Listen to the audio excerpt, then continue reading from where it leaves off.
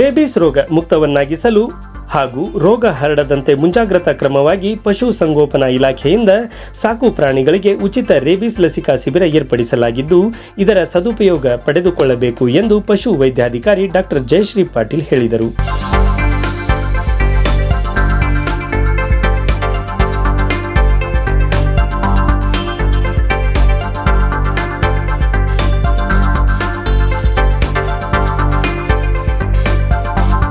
ಪಟ್ಟಣದ ಪಶು ಚಿಕಿತ್ಸಾಲಯ ಆವರಣದಲ್ಲಿ ಜಿಲ್ಲಾ ಪಂಚಾಯತ್ ಗದಗ, ಪಶುಪಾಲನಾ ಮತ್ತು ಪಶು ಚಿಕಿತ್ಸಾಲಯ ಸೇವಾ ಇಲಾಖೆ ವತಿಯಿಂದ ಶನಿವಾರ ನಡೆದ ಸಾಕು ಪ್ರಾಣಿಗಳಿಗೆ ಉಚಿತ ರೇಬಿಸ್ ಚಿಕಿತ್ಸಾ ಶಿಬಿರಕ್ಕೆ ಚಾಲನೆ ನೀಡಿ ಅವರು ಮಾತನಾಡಿದರು.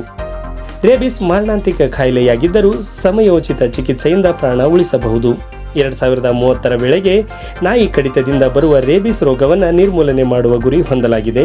ರಾಜ್ಯದಲ್ಲಿ ಈಗಾಗಲೇ ರೇಬಿಸ್ ರೋಗವನ್ನು ಗುರುತಿಸಬಹುದಾದ ರೋಗ ಎಂದು ಘೋಷಿಸಲಾಗಿದೆ. ಈ ನಿಟ್ಟಿನಲ್ಲಿ ಮಾರಣಾಂತಿಕ ರೇಬಿಸ್ನಿಂದ ಜೀವ ರಕ್ಷಿಸಬಲ್ಲ ಔಷಧಿಗಳಾದ ಆಂಟಿ ರೇಬಿಸ್ ವ್ಯಾಕ್ಸಿನ್ ಮತ್ತು ರೇಬಿಸ್ ಇಮ್ಯುನೋಗ್ಲಾಬ್ಯುಲಿನ್ ಗಳನ್ನು ಸಮಯಕ್ಕೆ ಸರಿಯಾಗಿ ನೀಡಿದರೆ ರೋಗ ತಡೆಯಬಹುದು ಎಂದು ತಿಳಿಸಿದರು. ಸಾಕು ಪ್ರಾಣಿಗಳಾದ ಬೆಕ್ಕು, ನಾಯಿಗಳನ್ನು ತಂದು ಉಚಿತ ಲಸಿಕೆ ತಡೆಯಲು ಸಾಕು ಪ್ರಾಣಿಗಳ ಮಾಲೀಕರು ಮುಗಿಬಿದ್ದರು.